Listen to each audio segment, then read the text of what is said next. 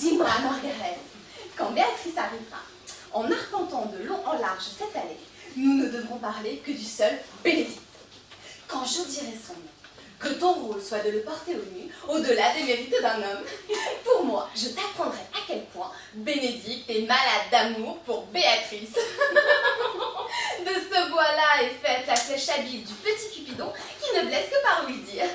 Vas-y, commence, car regarde Béatrice qui accourt comme un vanneau, rasant le sol pour écouter notre entretien. Le plaisir de la pêche est de voir le poisson de ses environs d'or fendre l'onde argentée et mordre goulûment à l'hameçon perfide. Ainsi, pêchons-nous Béatrice, qui est là, sous le couvert du chèvrefeuille. Comptez sur moi pour jouer mon rôle dans ce dialogue. Alors rapprochons-nous, que son oreille ne perde rien de notre hameçon délicieux et trompeur.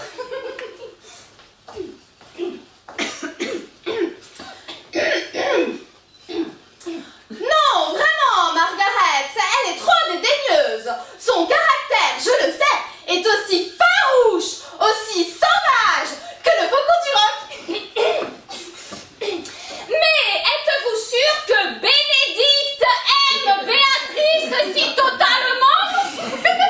C'est ce que disent le prince et mon noble fiancé.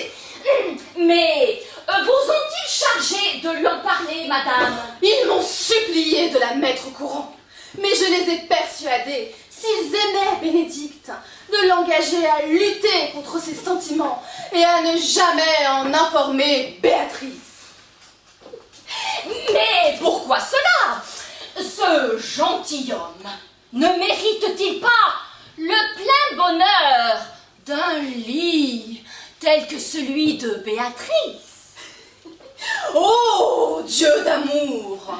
Je sais à quel point il mérite toutes les faveurs qu'un homme peut attendre, mais nature jamais ne forgea cœur de femme d'une substance aussi altière que le cœur de Béatrice. Le dédain et la morgue étincellent dans ses yeux, dépréciant ce qu'il regarde, et son esprit s'estime si haut que pour elle, tout le reste est sans valeur. Elle ne sait pas aimer, ni accueillir aucune forme ou idée de tendresse.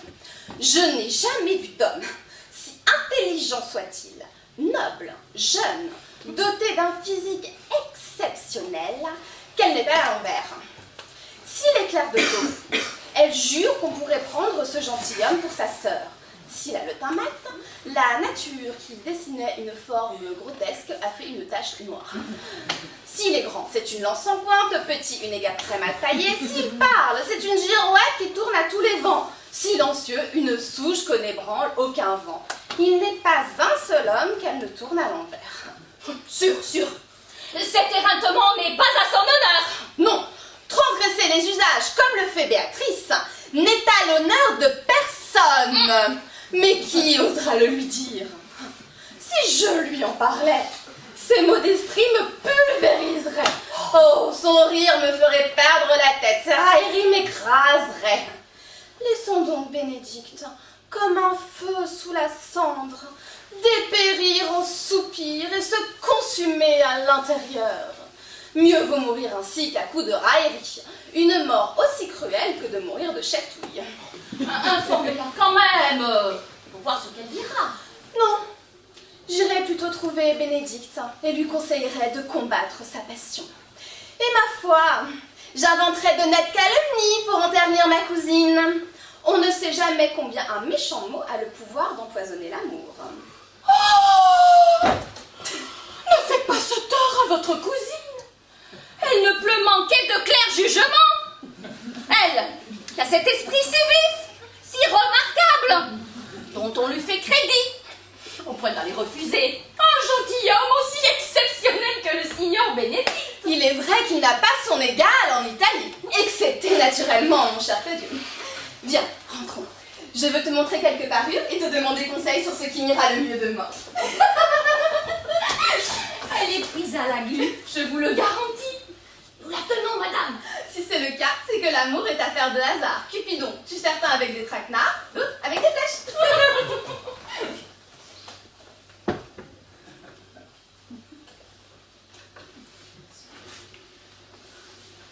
Quel feu brûle dans mes oreilles.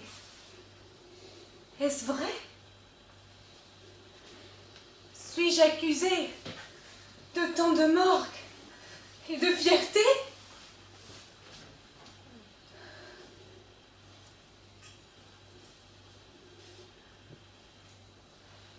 Adieu, mépris et orgueil virginal.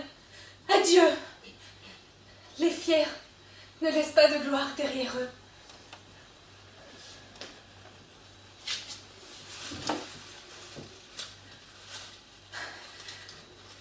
Bénédicte, aime donc. En retour, tu verras, ta main aimante apprivoiser mon cœur sauvage. Si tu aimes, ma tendresse t'incitera à unir nos amours par les liens du mariage. Car d'autres te disent méritant, et j'ai moi, bien mieux que des on-dit, pour y ajouter foi.